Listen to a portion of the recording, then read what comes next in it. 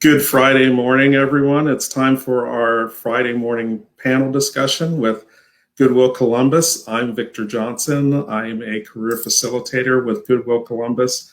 And I want to remind you that we are here for your career and career advancement needs. We have resources to help you with every aspect of employment and career advancement. And during this presentation, if you would like to contact us, I will be rolling our contact information at the bottom of the screen. But let's get to our conversation this morning because we're talking about self-care during a pandemic. And joining me this morning, I have two people who are well-versed in stress management and have done research about what's going on in people during this COVID pandemic and things that we can do to reduce our stress levels. So I'd like to introduce Carly and Marty. Hello. So if you two would just, if you would please introduce yourselves and just say a little bit about what you do at Goodwill Columbus. Great, I'll go first. As Victor said, my name is Carly Baird. I'm a career facilitator with Goodwill Columbus Workforce Development. And what I do is I teach workshops and work one-on-one with individuals, specifically our at-risk youth population, to support them in advancing themselves in their future careers. And one of the areas that I enjoy talking about is self-management, stress management, and personal development, being able to use our minds and our own abilities to respond to situations to maximize success, maximize enjoyment of life, because sometimes we forget that our mind has a lot of power, and it can very easily be misused. So that's one of the areas that I enjoy talking about. So I'm very happy to be here for our session today. Thanks, Victor. Thank you. And Marty. Yes, good morning. I'm a career consultant with Goodwill, and also I complete career assessments and career resumes. So I'm a credentialed resume writer, and also I really work towards an individual being successful in whatever they choose in a career. And sometimes it takes quite a while to find their pathway because some people just want to change their careers. And once they have been able to talk about it, complete some career assessments, and go into more detail, maybe have a long-term and short-term goal plan, that it can really help them to further their career and maybe change their career and do something that they passionately wanted to do their entire life. Maybe it's returning to college, maybe it's getting their GED, but whatever it is, as a career consultant, we are here to really focus on that individual and have them overcome any barriers they have and challenges and have success in their life. That's wonderful. Both of you gave me a great segue into running our banner about how you can contact us to receive this help, individualized help from our career consultants. So, and this time, it's so weird for this period of history. And I'd like Marty to talk a little bit about, the changes that we're seeing because of the pandemic.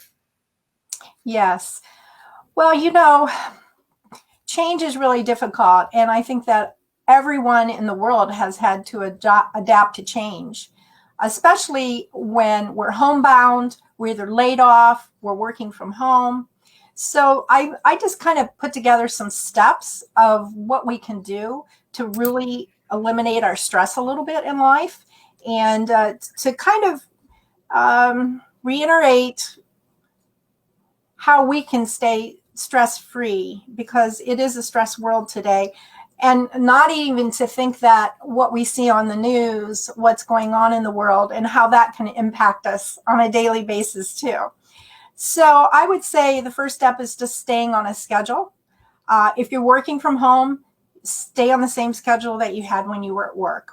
If you're laid off, start investing in yourself. Complete some career assessments, free trainings online, update your resume, review your current job. Are you ready to make a career change? Staying engaged. Talking to at least 5 people daily, whether it's Zoom, phone calls, talking to neighbors, keeping your distance. And also, very important, be aware of your mental and physical state. Do a wellness check daily. It's kind of like a body scan, just kind of check your physical and your mental state. Your hygiene is very important. Meditating, walking, exercising, reading, praying, talking to your family doctor or professional counselor if needed.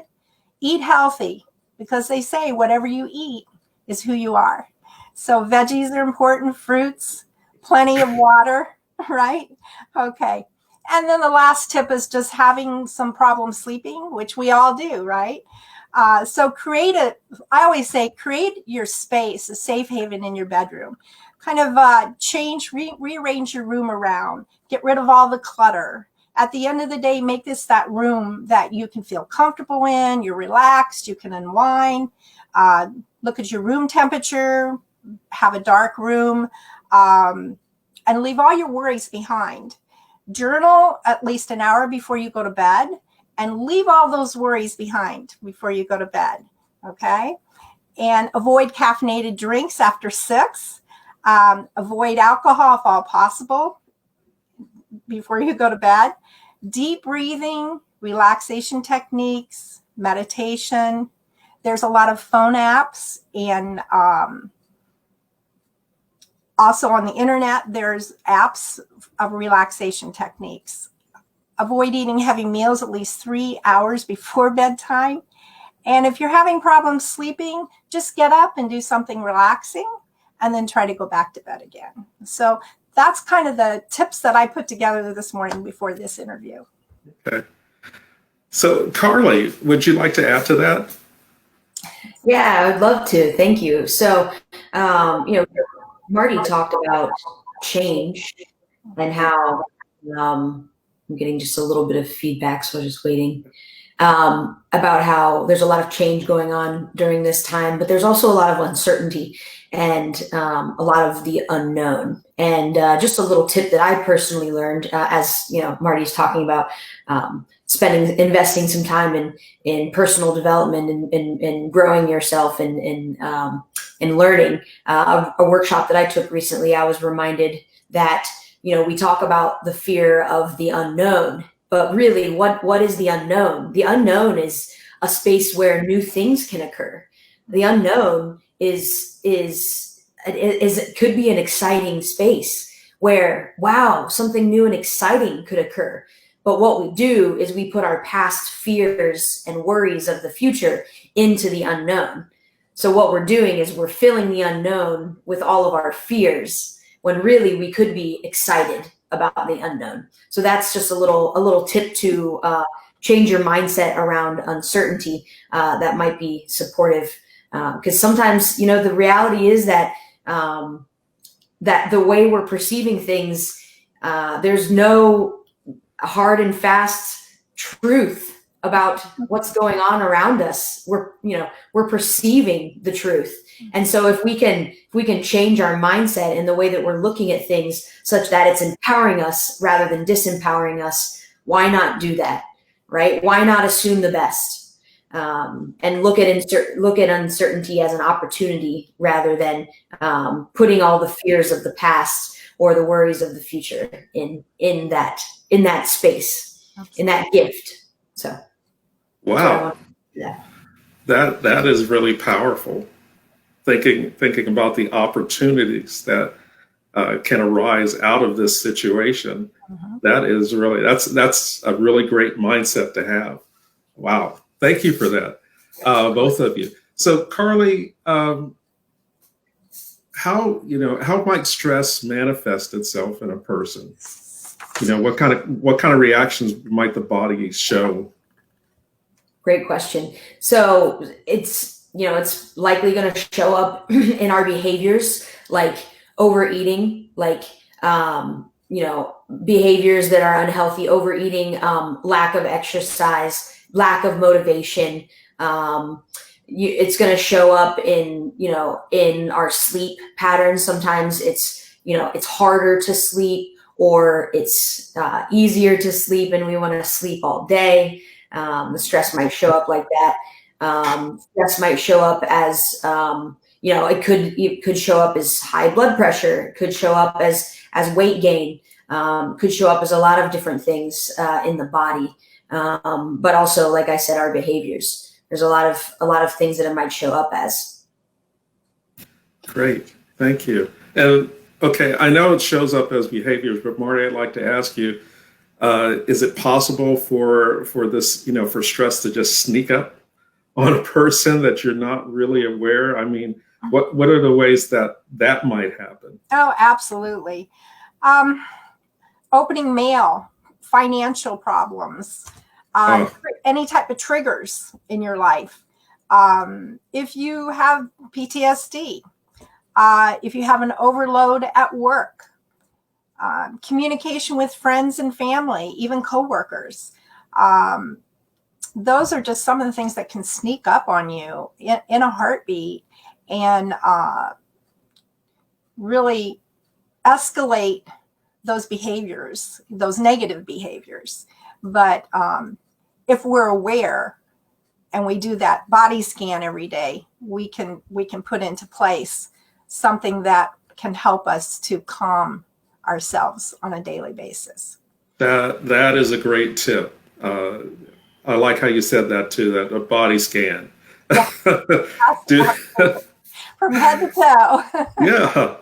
Yeah, great way to keep a check on ourselves. Yeah. So I've got questions on the other board. That's why I keep turning my head, everybody. So Carly, what kind of things can you do to deal with the stress that you're feeling? Great question. Well, one of the things that I like to remind people is remember that stress is inevitable.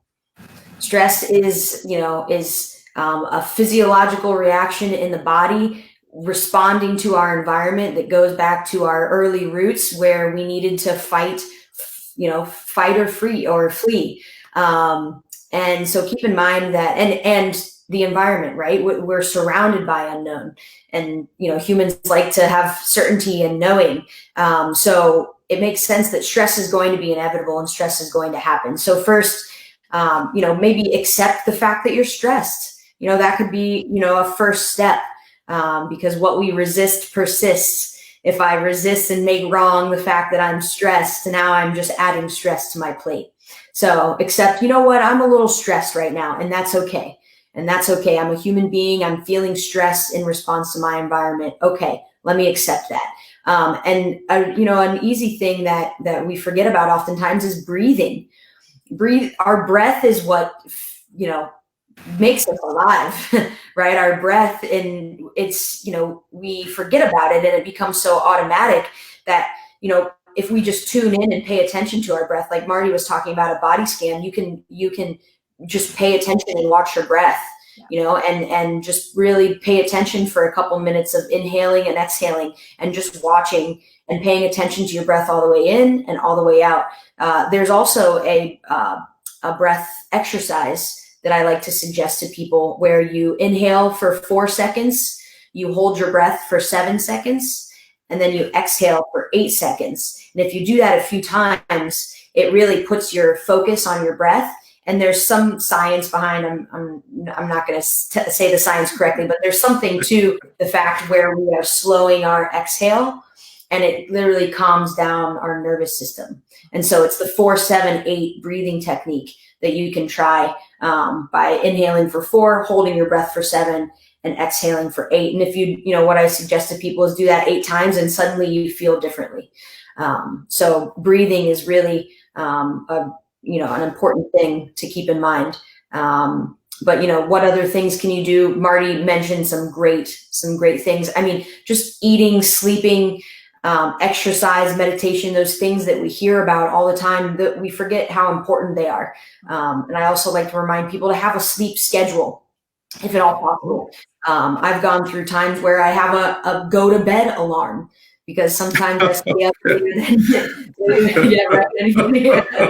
Yeah, we get going on something, and if I set my get ready for bed alarm at 9:30 or whatever, then I'm and then I go to sleep alarm at 10:30 and get myself on a routine with my sleep. Go to bed at the same time, wake up at the same time, and that can really support our body being in the best shape, because really, taking care of your body allows your body to be in the best shape to respond to stress, because again, it's going to happen. So take care of your body so that you can respond in the best way possible. Wow, that's great advice. My goodness. So Marty, okay, so we've talked about ways that you can reduce your reactions, with things like your body scan and breathing and things like that. But are there things we can do to reduce the causes of stress in our life? Well, first we have to figure out what those causes are. Okay. One thing I can suggest is, if you have a good friend or somebody that is a confidant to you that will just listen to you, talking to people is enormously wonderful in bringing down your stress level, because you're in a way venting. But if you see somebody that that is in this stress level, ask if they'd like to talk. Listen to that person. Just listen. Don't give advice, just listen. And sometimes through that conversation that you have with an individual, it can help bring down that stress level. Maybe at the end, that person might say, gee, this sounds very,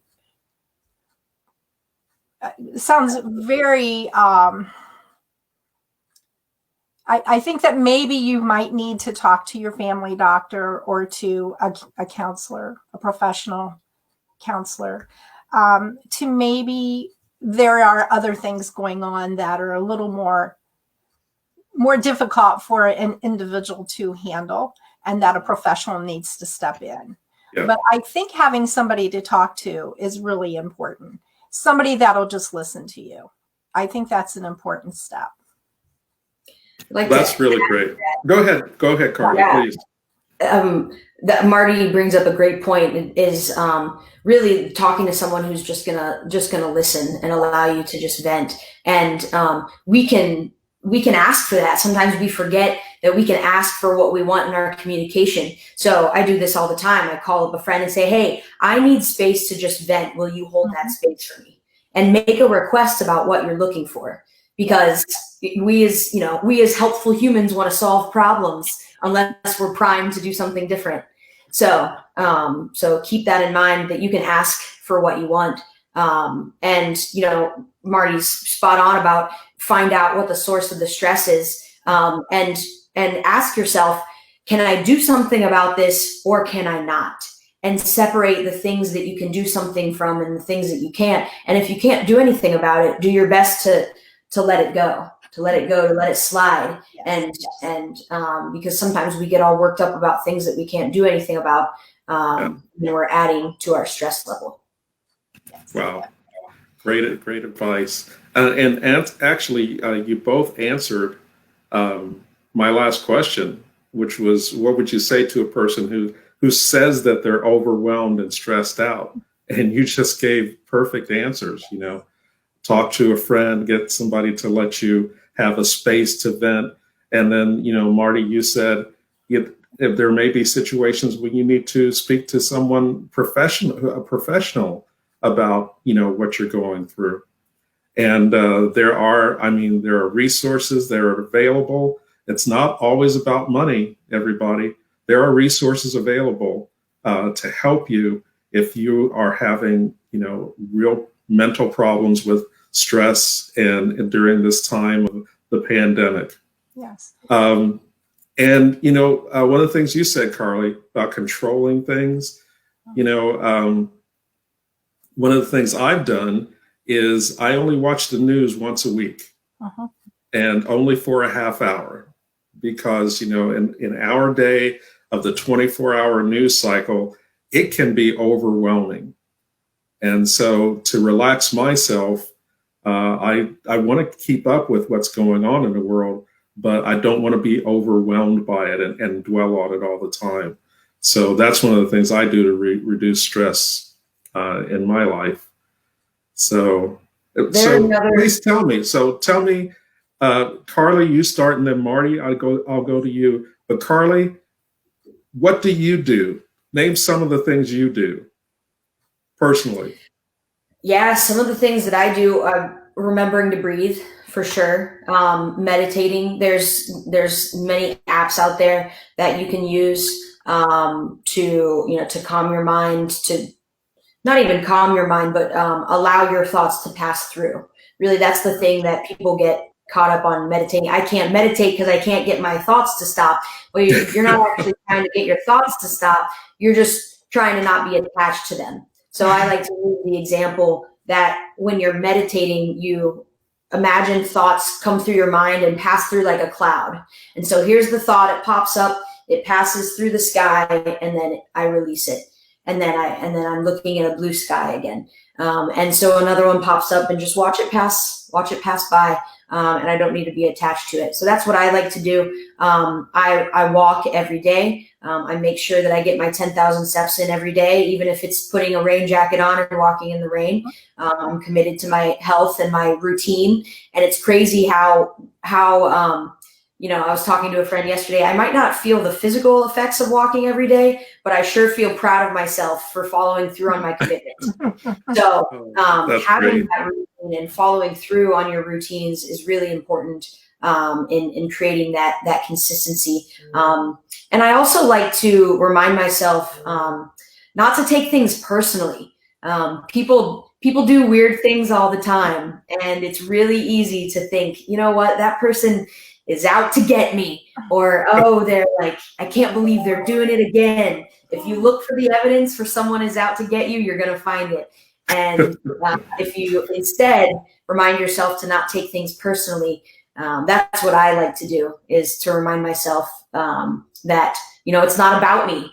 I like to think, I wonder what that person's going through, that they are reacting in such a way, and really practice my empathy muscle when I'm interacting with other people, because we're all experiencing wild times right now. So have a little grace and understanding for other people, and not make it my job to fix or control people or things like that, and kind of worry again, come back to worry about the things that I can control and let go of the things that I can't.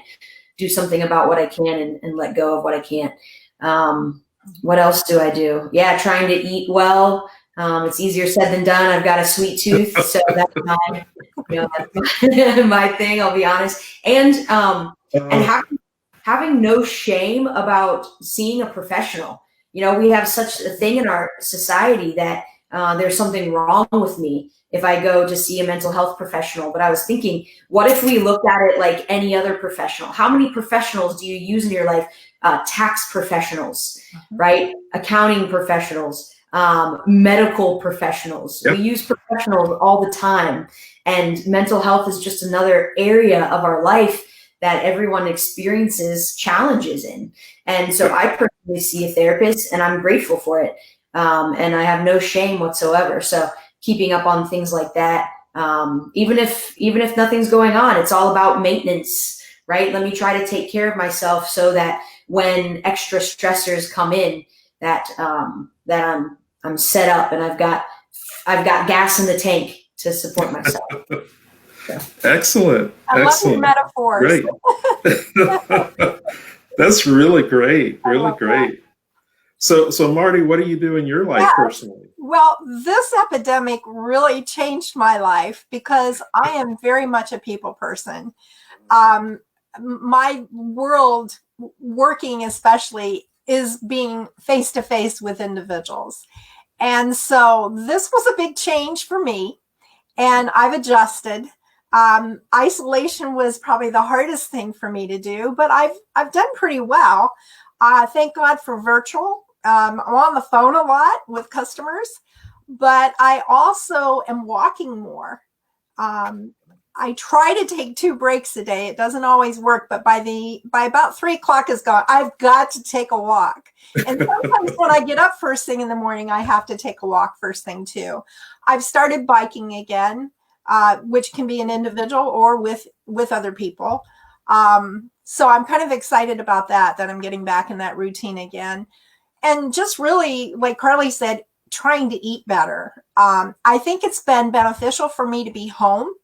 I'm a diabetic, type 2, but I still have to maintain and watch the food that I eat. So it's been easier for me to buy healthy food here at home and know that I can just go around the corner and grab something healthy rather than being at work with a box of donuts that are sitting in front of me, right? So there's been some good things that have worked out of working from home and being isolated. I'm talking more to my neighbors because I was never at home. I was always at work or out, volunteering or doing something. So now my neighbors actually are getting to know me, which they never have in the last 4 years. So there's a lot of good things that have come out of this, but also kind of just being there for my family more because we're all isolated. My oldest son lives near New York City, across the river in Jersey, and they still have a lot of isolation that they're doing. So every county, every state is handling this differently, but the main thing is working on yourself. And I think as long as we do everything that Carly and I both said, I think that we're going to come out ahead of this if we keep our health and we do the things we need to do every day and do that check every day. And so I feel good. I feel healthy that I'm able to continue. I really miss being on that one-on-one, but it's working out okay at this point in time. That's wonderful. Yes. I really like what you said about your neighbors. Yes. I think that's one of the great things that we can do. I mean, we're supposed to socially distance, and we can feel like we're in silos and really isolated. And that's probably the most important time to reach out. We still have the telephone. We still have social distancing where, you can walk outside and, talk to your neighbor from a distance, but you can still talk to people. You can still reach out to people through email, through phone, through text. And I think it's really important that we continue to reach out, because if you get into that silo mentality that you're all alone, then I think that stress will build up even more because you have no release for it. You don't have anyone to talk to about it. And sometimes one of the best things to help you with how you're feeling is to talk to another human being. Yes. And it doesn't even have to be about something bad or, anything particular about COVID. Just talking to someone about, gee, I'll be glad when we can play baseball again is something that, just can help you deal with the situation a little bit more. So I would like to thank Carly and Marty for a really, really great talk this morning. I think this has probably been one of the most helpful and informative talks for me that we've had on our Friday morning. And a really big thanks to both of you for being here this morning. Thank you. Thanks for having us. I've enjoyed it. Great. Okay, well, that's we're at the end of our time. So thank you both. Thank you everyone out there for watching. If you're watching this on the replay, remember you can stop and you can rewind and hear some of this great advice and really make it your own, because there was some really great advice given here today about what you do during this pandemic to keep yourself under control and not overwhelmed with the environment that we're living in right now. So thank you both, and thank you all out in the audience. And once again, if you're looking for assistance with your resume, with your job search, with interviewing skills, across the bottom, we've been scrolling our email address and our phone number, and you can get assistance one-on-one and get the help that you need to advance in a career or change a career. So thank you very much, and we will see you soon. Bye-bye. Bye now. Right.